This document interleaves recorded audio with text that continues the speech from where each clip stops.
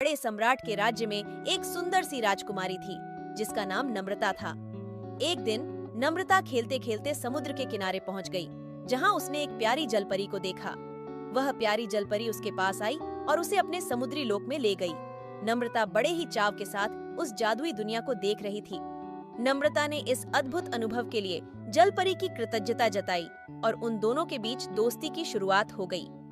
नम्रता रोज समुद्र के पास जाती और जलपरी के साथ बातें करती। दोनों की दोस्ती दिन प्रतिदिन गहरी होती जा रही थी। नम्रता और सोना की दोस्ती बढ़ती गई और वे एक दूसरे के साथ अनेक साथी कार्यों में शामिल हो गए। उन्होंने समुद्री लोक के लिए समृद्धि और सुरक्षा के लिए मिलकर काम किया। एक दिन राज्य में एक भयंकर संकट आ गया, जब एक शक्तिशाली राक्षस राजमहल पर आक्रमण करने की कोशिश की। नम्रता और सोना ने साथ मिलकर उस राक्षस के विरुद्ध लड़ने का निर्णय किया।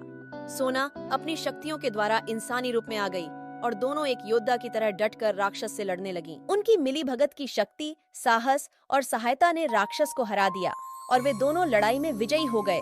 सम्राट को भी अपनी राजकुमारी पर गर्व हुआ।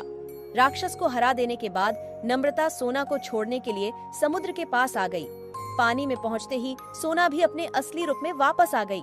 राज्य को बचाने के बाद नम्रता और सोना के बीच एक दूसरे का साथ, भरोसा और भी ज्यादा मजबूत हो गया। उनकी दोस्ती ने उन्हें आगे बढ़ने की प्रेरणा दी। नम्रता भी पहले की तरह ही फिर से सोना के पास जाती और उससे घंटों तक बातें किया करती। कभी कभी सोना नम्रता को अपनी दुनिया में भी ले जाया करती। तो दोस्तों, इस कहानी से हमें यह सीख मिलती है कि दोस्ती में आपसी समझ और साथी का समर्थन होता है।